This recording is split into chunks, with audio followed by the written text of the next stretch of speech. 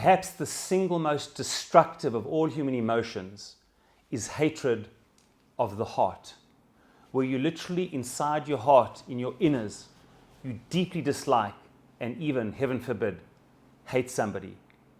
Incredibly, hatred of the heart, even if you don't yet act in it, even if there's no action to follow, the very harboring of hatred in the heart is seen in this week's parasha as an isur doraita, a Torah prohibition is codified by the Rambam. 5 very powerful words in Parashat Kedoshim. Lo tisna et achicha bilvavecha. Do not hate your brother in your heart. Hatred of the heart is the most corrosive and destructive of things. You see, the Rambam explains based on a number of midrashim, and he mentions in Hilchot Deot, why is there prohibition in the hatred of the heart, even if you don't act in it? Because eventually you will. You have to understand, when you feel so negatively about somebody that it expresses itself in hatred, so many terrible sins will happen as a result of it. In fact, a number of times in the Torah, I'll just mention one example. It says in Parashat Shoftim, V'kiye ish sonei l're'ehu, when a person hates somebody else, va'aravlo, he will ambush him, v'kam alav la'argo, and he killed him. And says Rashi on that very pasuk, he says the mere fact that a person harbored hatred, and that was in their heart, and they didn't deal with it, they eventually acted on it. You see, if a person has hatred in their heart, they will end up they were transgressing so many other averas, speaking lashon hara, bearing grudges, getting even with people, taking revenge on people, etc., etc., and heaven forbid, in the worst of sins. And therefore the Rambam says, you have to be very careful. The Rambam uses a very powerful word in Hilchot Deot in chapter 5. And he says over here, says the Rambam, he says as follows, chapter 6, halacha 6, Hilchot Deot, the halachot of human characteristics.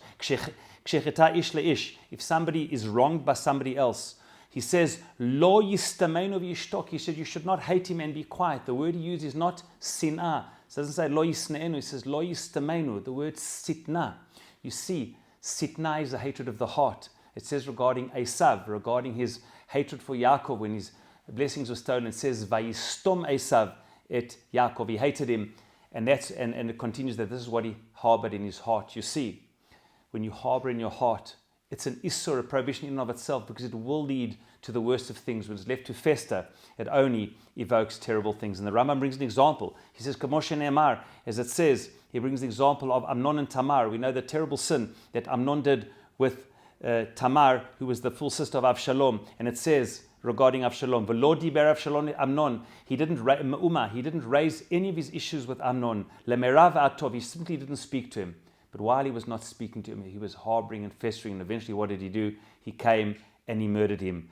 Ki saneh Avshalom et Amnon. You see, says the Rambam. He continues: if you let things fester and you don't deal with it, and you don't either rebuke the person or share your pain or share your disappointment, if you don't deal with it, you've only got 2 options, healthy options: either to deal with it, to open it up, to discuss it, or to accept it, or to discuss and then to accept it. If you can't and let that hatred go, it becomes something which destroys from within and leads to the worst sins.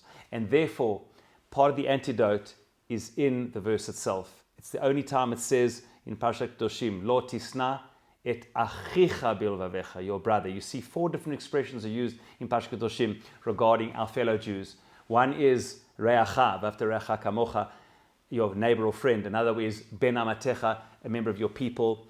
And other expressions are used as well. But there's only one, or amitcha, your friend.